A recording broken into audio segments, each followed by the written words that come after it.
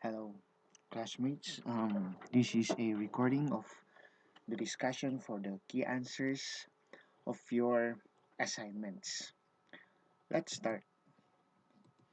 The first question in your assignment or in your case, it requires you to briefly explain the holding period return, also known as HPR, and give several characteristics of this measure.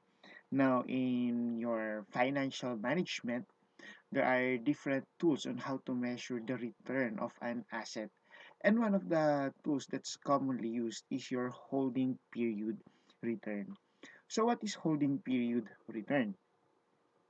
Holding period return is the total return earned from holding an investment for a specified period of time. Okay, this means that this is how much you are getting from your investment for a given period of time. So that could be 1 month, okay, or that could be 6 months or 1 year. And the formula is as follows: you have HPR is equal to current income plus your capital gains. Okay, divide that by your beginning investment. Now, from our previous discussions, okay, we have already mentioned and talked about your current income and your capital gain. Now, when we say current income, as a review, this is the actual cash received from the investment. Okay, so if this is in the form of stocks, for example, then the actual cash received will be your dividends. Or if your investment is in the form of, let's say, bonds, then your current income will come in the form of interests. Now, your capital gains or capital losses, also known as your paper gains or losses, these are the change in the value of your investment. So, if the value of your investment, okay, at the beginning of your holding period, let's say is 100,000 pesos, and then at the end of the holding period is now 120,000 pesos, you now have 20,000 pesos as your capital gain. Now, your capital gain, also known as paper gain, is your unrealized gain. Take note, they will only be realized, okay, once your assets are sold. Okay, that's the time it will become an actual gain. So your current income now or your realized gain, okay, plus your unrealized gain or loss, okay, if the value went down, divided by the beginning investment, is now known as your holding period return. Now, take note from this question, you are also required to give several characteristics of this measure. Okay, so one of the some of the common characteristics of this tool are as follows, but not limited to the following. Okay, first, your HPR takes into account both current income and your capital gain. That's why this is one of the favorites, no, for investment analysts. Okay, and aside from that, it's easy to compute. Why? Because you only have three elements. You have your current income, your capital gains, and then the value of your investment at the beginning of your holding period. Next, HPR should be used for holding periods for 1 year or less. Why? Okay. Well, because of letter C. Okay. It does not account the time value of money. If your holding period, they will take into account, okay, returns for more than 1 year, then we have to consider the time value of money. Now, from the formula, okay, as you can see, we did not use any present value factors. Okay, and letter D, HPR offers a relative comparison of investments of different sizes. Also, okay, another characteristics of your HPR is that, well, it indicates the return per invested dollar or invested peso, as the case may be. If you try to go back, okay, let's try to go back to your formula, we are actually getting how much did we earn, whether in terms of actual money or increase in value. How much did we earn for every peso of investment? Now, one of the common questions that I get is that, sir, why did we use the beginning value of the investment? Why don't we just use the ending value of the investment?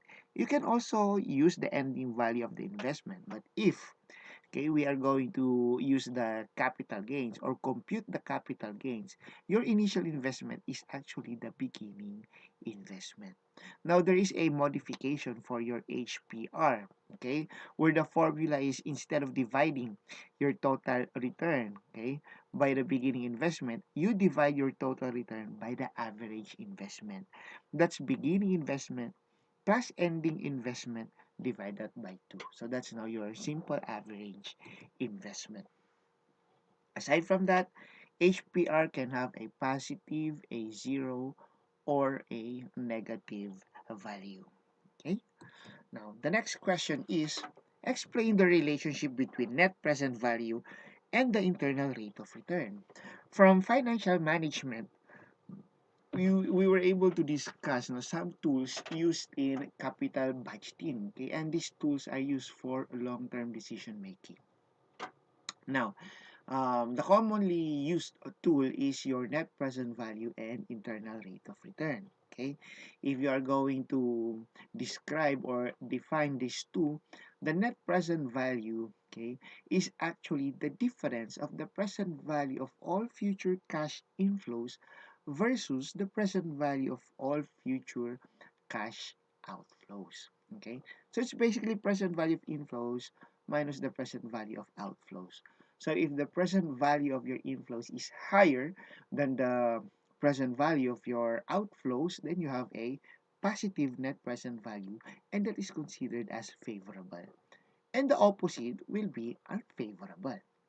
Your internal rate of return is also known as the rate of return, which will give us a net present value of equal to zero. Okay, if you're going to discount all your future cash flows and compute the net present value, if it will give us a net present value of zero, then that is your internal rate of return. This is also known as the actual rate of return, okay, after considering the time value of money. So we are required to explain the relationship of these two. Now, what we have to remember is how do we use them for decision making? Okay, let's have a quick review. Okay, your net present value, okay, if it's equal to zero, that is also the time where your internal rate of return is equal to your cost of capital. So what is this cost of capital? Also known as your minimum required rate of return, okay? Or your marginal weighted marginal, or no, not just the marginal, but the weighted average cost of capital. This is how much you're supposed to earn and will leave the company's value unchanged. Okay, now, when we say cost of capital, no, in layman's term, this is actually how much you are spending for every 1 peso of other people's money in your business. Now, when we say other people's money, okay, this could be the equity coming from the owner or equity coming from your creditors. So, how much are you spending every time you use their money? Okay, so in the form of credit, for example, this could come in the form of interest. Now, for stocks, it could come in the form of dividends. Okay, and if you get the average, that's now your cost of capital or weighted average cost of financing. Okay, so there you go. So if your net present value is greater than zero, this means that we are earning more than your cost of capital. Therefore, the internal rate of return is higher than your cost of capital. For NPV, where it's less than zero, okay, if it's negative, then the internal rate of return is less than your cost of capital. Now, for decisions with a positive net present value, they have to be accepted. Okay, why? Because it means that the return of this project is higher than how much you are spending, okay, for every peso of other people's money. So that's the relationship of the two. It's just a review of capital budgeting from financial management. Okay. Now, question number 3. Okay, we are required to explain the relationship between risk, okay, the expected rate of return, and the actual rate of return. Now, we all know that the higher the risk, the higher the return. Okay, now whether the risk is real or perceived, okay, or simply just assessed or estimated risk, we expect that there will be higher returns. Now, in relation to expected rate of return, syempre it's higher. And then the higher the actual risk of an investment, the greater the probability that the actual rate of return will vary significantly from the expected rate of return. So, sir, what's the difference of expected rate of return and your actual rate of return? The expected rate of return, also known as your um, mean average, no? The mean rate of return or the average rate of return, is simply the average of your actual rate of return. Okay? So, we expect, okay, that your expected rate of return, if graphed in your x and y axis, will be a horizontal line parallel to your x, okay, while the actual rate of return will be the one that is fluctuating, okay, through time. And under time series analysis, we expect that the value of your actual rate of return will be varying, like so. Okay po. Now, next question will be identify. I think this is question number 4.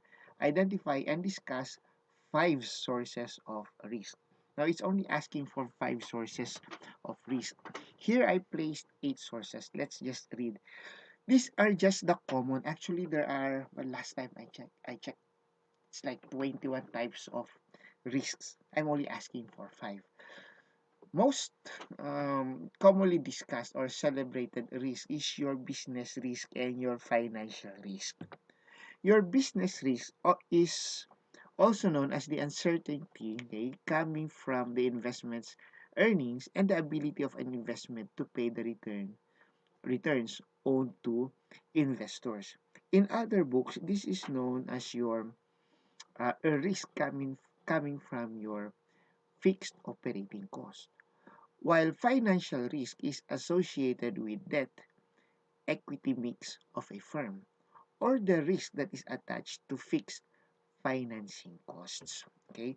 Now take note that your ability to pay an investment will come from your operation. That's why it's called business risk. And okay, your ability to pay your, let's say, your interest or your dividends, okay, is actually associated to the sources of financing, di ba? Kaya siya financial risk. In some books, we don't use this financial risk anymore. We use financing risk because your business risk and financing risk are examples of your basic financial risks. Okay, purchasing power risk is the chance that changes in the price level, and will affect the return of an investment. And for interest rate risk, okay, the chance that changes in market interest rates will affect the return of an investment. Mm, you also have your liquidity risk, okay? It's based on your ability, no? Ability or the investment's ability that it may not be converted into cash in the near future. Tax risk, okay, pertains to the possibility that Congress can change tax laws and affect the return of an investment. You also have market risks, no? Okay, where the value of the investment may be affected by market forces, okay? And you have event risk, ayan. The chance that the value of the investment can be affected by unexpected events. Like, for example, now that we have the COVID-19, okay?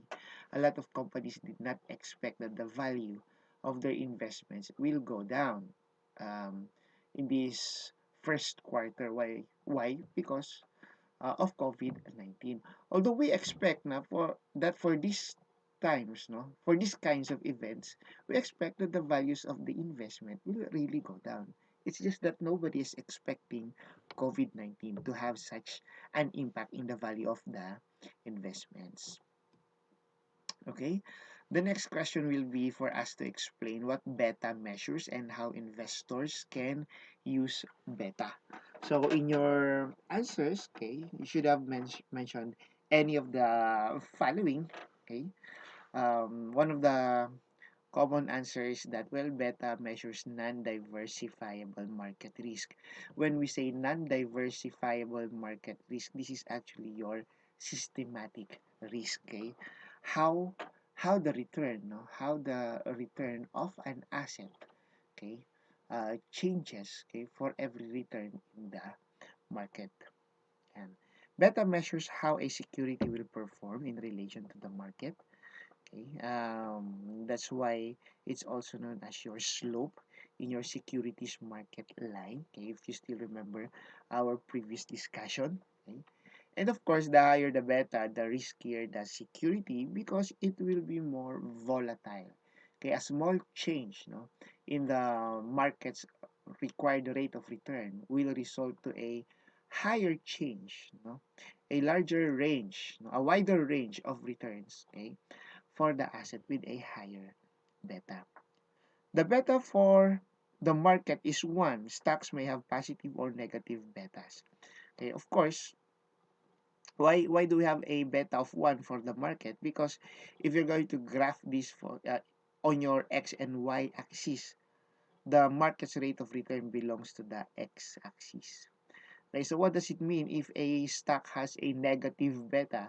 This means that every time the return in the market goes up, the required rate of return for this stock will go down.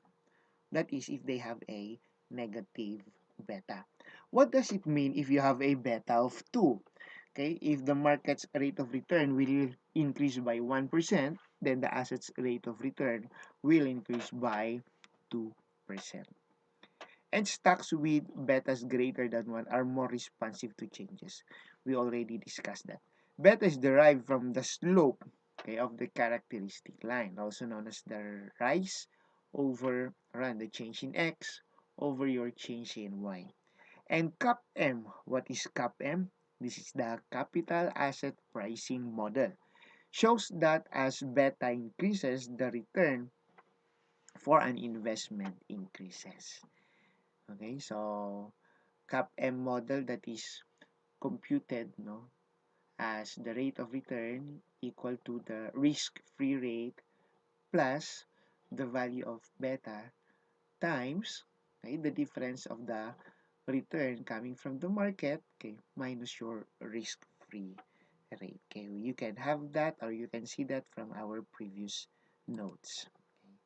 Now also, we are to explain the difference between asset allocation and diversification. Now, when we say asset allocation, we just focus on investing in various asset classes, while diversification focuses on selecting specific securities within an asset class. Now, for asset allocation, we are just focused on the components of our portfolio. How much of asset A, okay, and how much of asset B are you going to add or deduct from your total group of assets? But when we say diversification, the main intention for this is to reduce the overall risk of a portfolio. Okay, that's why you don't just look at the ingredients, no? You don't just look at the components, but mostly you look at the effect of the components in the entire portfolio. Okay. Now, when we say effect, okay, effect in the returns and effect in the overall risk of the portfolio. Also, we're supposed to explain the efficient frontier as it relates to the utility function of an individual investor. Now, if you remember our discussion last time, no, the efficient frontier is actually that part, no, that part where most of the assets or investments available to us, okay, that part shows us the assets who were able to optimize the rate of return for a given level of risk, or those who are able to minimize the risk for a given level of return. Okay, so the efficient frontier represents optimal portfolios based on risk and return. Okay, we're actually talking about the best trade-off. And a utility function is a risk indifference curve. Okay, now this is a concept from economics. Okay, so what is the indifference curve? The shape is something like that. No, it's increasing at an increasing rate. Okay, while the shape of your efficient frontier is increasing at a decreasing rate. Why is it called an indifference curve in economics? Because any asset belonging to that trade-off, okay, to that trade-off, okay, is considered as the same when it comes to decision making. That it will satisfy the decision maker. Okay, I just hope that I can draw on the PowerPoint. Anyway, the higher the utility function, the greater the utility to the investor, and the point on the efficient frontier, which lies on the highest utility curve, represents the ideal portfolio for that individual investor. Okay, in short, okay, if you're going to let's say overlap the utility curve or the indifference curve with your efficient frontier, we expect that there will be two, no? Two intersections. Now, the higher intersection, okay, that is actually the higher part of the utility function. So that's the best combination of, or that's the best asset, no, that you can recommend to that person. Now, let's go to some problem solving. In this problem, it states that champion breweries must choose between two asset purchases. The annual rate of return and related probabilities given below summarize the firm's analysis. So let's try to understand what is given. There are two assets. You have asset A and asset B. And our task is to choose between these two assets. Now, if you try to look at the information given, okay, it's probabilistic in nature. What does that mean? There are probabilities given, okay, corresponding for each rate of return. Now, this is important because the formula for your expected rate of return and standard deviation differs, okay, between probabilistic data and non-probabilistic data. So, to continue, for each asset, we're supposed to compute the following: the expected rate of return, the standard deviation, coefficient of variation, and we're going to decide which asset should champion select. Okay, so to start, this is how we compute the expected rate of return. Okay, it's actually the summation of your rate of return, your actual rate of return, times the probability.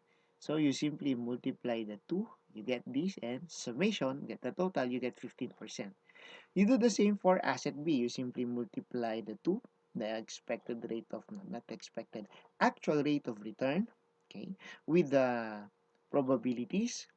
You get the following figures, you sum them up, and you get 15%.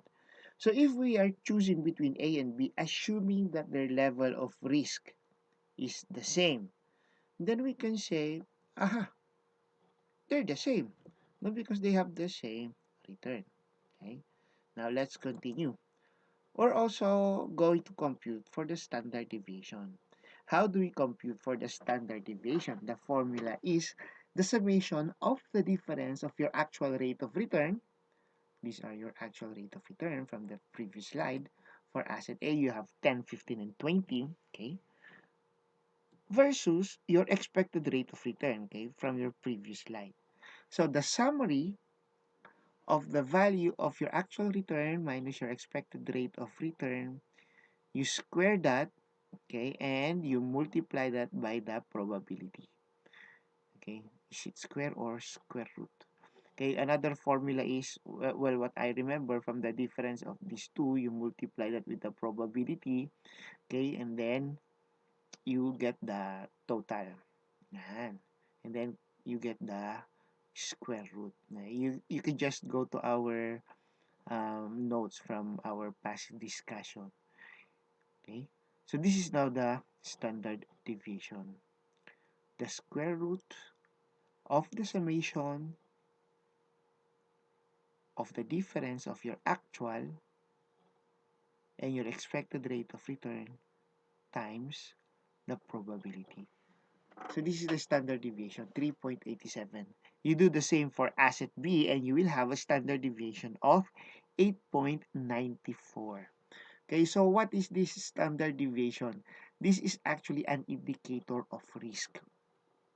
Okay, so if you're going to choose between A and B, okay, based on this data alone, okay, assuming all other variables are the same, okay, then we can say that asset A is better because it has a lower risk. Okay, now also we're supposed to compute for the coefficient of variation, and the formula for the coefficient of variation, okay, is your standard deviation divided by your expected rate of return. So this is the coefficient of variation for asset A, 0.26, and this is the coefficient of variation for asset B, standard deviation divided by your expected rate of return. Now, what does this give us? Okay, for the coefficient of variation of A, it means that for every 1% of our return, you have a risk of 0.26. While for B, okay, for every 1% of our return, we have a risk of zero point 0.6. So which is better? Okay, again, it will be asset A. Okay, why? Because it gives us a lower coefficient of variation.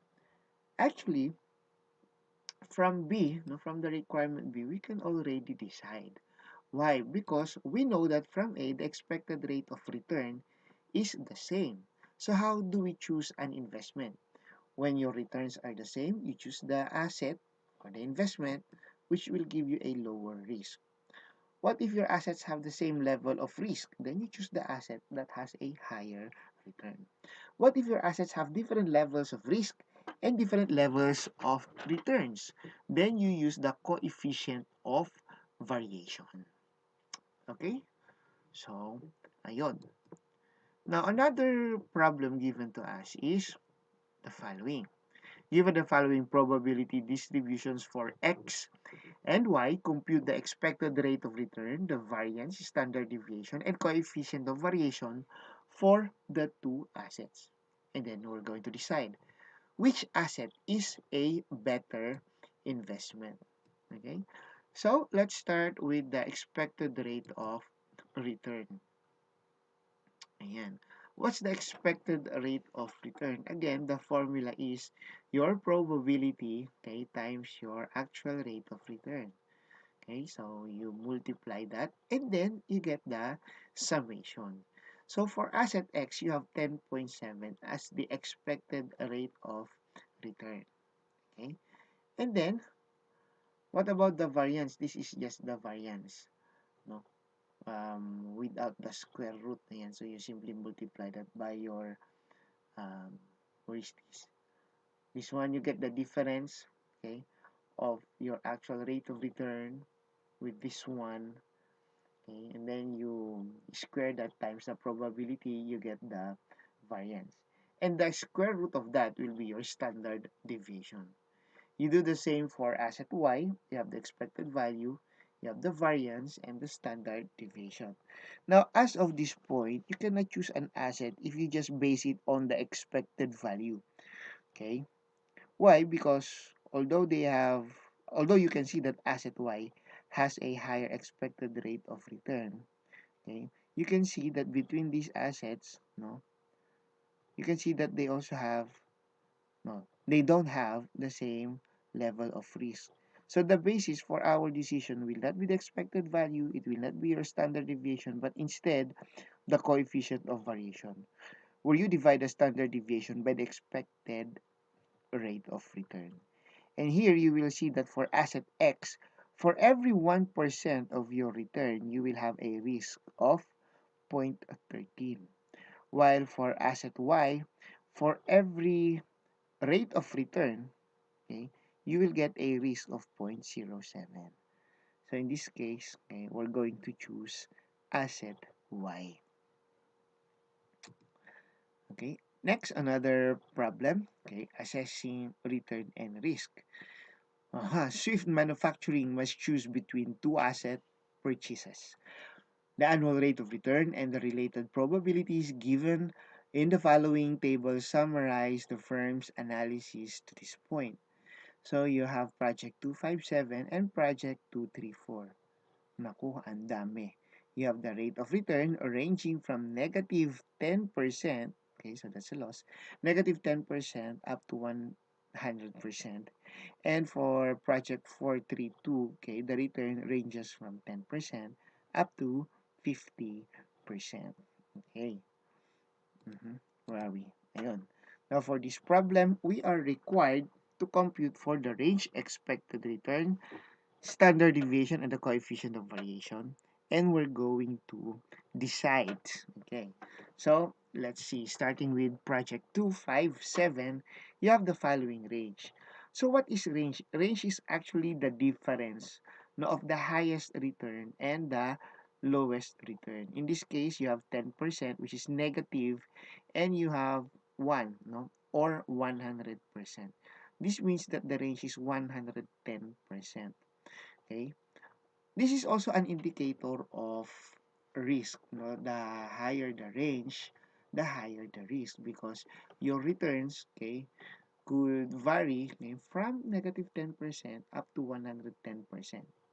While if you go back to the previous slide, okay, in this case, your range is only 50 and 50 minus 10%, so you will have 40%. So, konti lang yung fluctuations, kumbaga. Anyway, let's continue. So, that's the range. This is now the expected rate of return. You simply multiply the two, get the total, okay? Once you have the total, that's now your expected rate of return. Here you have 0.45. And the standard deviation will be your actual rate of return minus, okay, your average or your expected value, which is computed previously. Okay, once you have the difference, you square that, okay, and then you multiply that with your probability, okay, get the summation, ta-da, okay, and then you get the square root. This is now your standard deviation. So if you're going to compute for the CV, you just divide the risk, standard deviation, by your expected rate of return, which is 0.450. And in this case, you have 0.3675. Let's do the same for project 432. Is it 432 or 452? Anyway, you simply get the difference of the highest and the lowest return, and that is now your range. Okay. Now, you compute for the expected rate of return. How do you compute for your expected rate of return?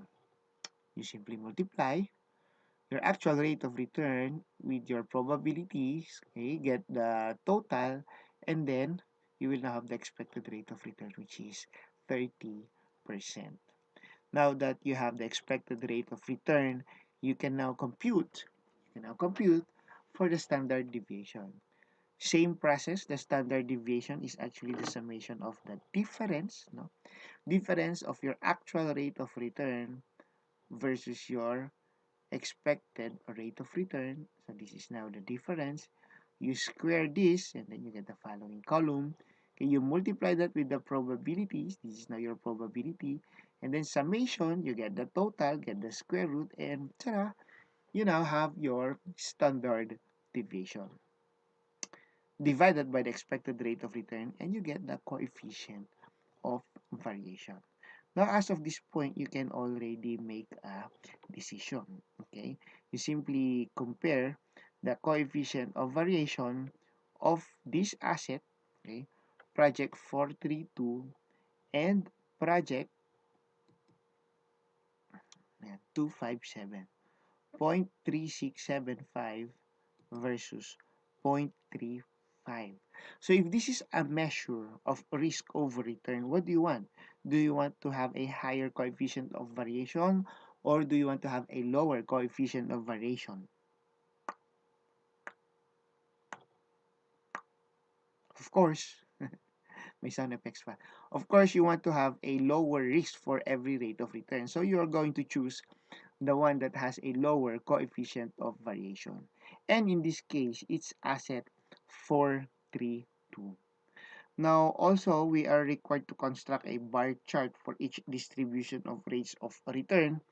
Okay, I'm not a big fan, no, of charts, no, when it comes to portfolio analysis. Okay, I find it to be time consuming, but if you want to be more visual, ayan, so you now have the charts for the probability. There you go, the probability for each expected rate of return. So what's the use of this? Well, if you want to see which is the most likely return for a project. Okay, so for project 4, 257, you have 45%, while for project 432, you have 30%. Okay, now to continue, let's summarize. This is the range. Okay, based on the range, the asset that has a higher risk is project 257. Based on the return, the project that has a higher return is project 257. Based on standard deviation, another measure of risk, okay, project 257 also has a higher risk. Okay, so these two projects only shows us an example of the higher the risk, the higher the return. Now, if you're going to compare, no, this one for every 1% of the return, we have 36.75 or 0.3675 as our risk. This one is for project 432. So, which of the projects are you going to use? The one that has a smaller risk for every level of return. And in this case, it's project 432. Okay, so I guess that's it. And there's more, okay? Another problem here, you have been given the expected return data shown on the first table on three assets, okay? F, G, and H over the period 2013 to 2016. So if you try to look at these expected returns, it's already computed for you and there are no probabilities. Okay, so whether it's probabilistic or not, okay, it doesn't really matter because what is given to us is already a time series analysis. Okay, the probability for each year was already considered to compute for the expected rate of return. Now, these assets, you have isolated the three investments alternatives shown in the following table. So you have one, two, three alternatives. Okay, so you can have your portfolio to be solely composed of asset F, or you can have, well, half of that composed of asset F and half of that composed of asset G. Or alternative 3, 50% coming from F and 50% coming from H. Now, if you try to look at the returns as of this point, you can say that, well, if you're going to compare F and G, while the returns of asset F is going up, the returns for asset G is going down. So we can say that the returns for asset F and asset G are negatively correlated. While for asset F and asset H, this one is going up. As you can see, this one is also going up. They are positively correlated. Okay, now let's continue. Calculate the expected return, okay, for each of the alternatives. So we have three alternatives. Calculate the standard deviation. Use your findings to compute for the coefficient of variation. And then based on your findings, you're going to make a recommendation. Now take note, in our previous problems, okay, we are measuring the risk and return of a single asset. This time, we're going to measure the risk and return of a portfolio or group of assets. And we have the following: Group A or Group 1, Group 2, and Group 3. Okay, so let's start with their expected rate of return. Okay, what's your expected rate of return for F? You simply get the total divided by 4 years and you will get 17.5%. Okay? Now, what about for alternative 2, where your portfolio, now take note, no, for the first alternative, your portfolio is composed solely of asset F. Now, for the second alternative, your portfolio will be composed of 50% asset F and 50% asset G. So how do you compute for the expected rate of return? So you simply multiply, okay, the weights, no, that's 50%, by the actual rate of return. Same with G, you multiply the weights, the actual rate of return, and then you get the total. Now, as you can see, the rate of return every year for this portfolio is 16.5%. Okay. So what is now the expected rate of return? Siyempre, the average of this divided by 4, you get 16.5%. Now, as of this point, you can already visualize your standard deviation. Now, will there be a deviation from the expected rate of return? When the rate of return every year is 16.5 and your expected value is 16.5. We'll go to that later. Let's compute for the expected rate of return for alternative 3 when your portfolio is composed of 50% asset F and 50% asset H. So how do we do that? By applying the formula, you multiply the weights for each asset, okay, with their expected rate of return. So in this case, you have 50% and 50%. You multiply that with the rate of return, get the total. That's now your portfolio return every year. Okay po? So what's now the, no, every year. So what's now the portfolio's expected rate of return? Of course, the average of this. Okay, so that's how you compute. And you get 16.5. Now, if you try to put that together, okay, the average for alternative 2 is 16.5 and the average for alternative 3 is also 16.5. So it doesn't really matter, no? You can say that, I can just choose alternative 2 or alternative 3 because the returns are the same, 16.5. Okay? But if you're going to consider alternative 1, the return is 17.5. So alternative 1 is better because it will give us a higher return. That is, if we are just focusing on your expected rate of return. Now let's continue. Let's compute for the standard deviation. The standard deviation has the following formula. Now, if you notice, it's different from our earlier formula because this time, the data is time series or non-probabilistic. Even for the expected rate of return, it's different, no? Because the data is non-probabilistic. You just use the simple average. Here, your denominator, no, as you can see, we're not going to multiply this with your probability. Instead, we divide that, no, by n, which is the number of observation minus 1. So in this case, there are 4 years under observation. So you're going to divide that by 3. Okay, so what is 17.5%? That's your R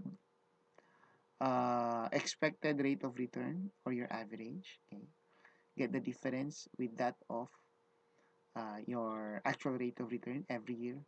Actually, you can interchange the two and then you still get the same results because anyway, they will be squared. Okay, so get the difference squared, get the difference squared, plus, plus, plus, plus, plus, divided by 3, square root, you'll get 1.291. This is the standard deviation, an indicator of risk of the portfolio. Now, if you are reading other books, you will notice that some books will not indicate percentage. Okay, some books will use peso or dollars. Okay, actually, this is not pesos. This is not percentage. It's just a number.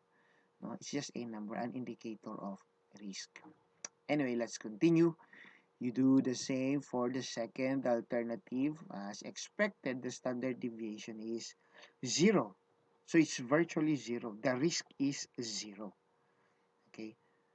And this is now for alternative 3. The risk is 1.291. Let's try to compare that. This is alternative 1 when it's composed solely of asset F, and alternative 3 where you have, okay, where you have asset um, Anong asset na ba yun? Napapahiya na ako. Alternative 3, where you have asset F and asset H. Aha. One asset versus two assets, they have the same level of risk. But between 2 and 3, okay, they have the same level of return, but 2 has a standard deviation of 0. This is an example, no, of assets that has that are negatively correlated. When you combine them, okay, you get the same rate of return, but the risk has been reduced. So they are properly diversified. Okay, let's review standard deviation of alternative 1, 100% F, standard deviation of alternative 2, F and G, and standard deviation of alternative 3, F and H, where alternative 2 have negatively correlated returns and alternative 3 have positively correlated returns.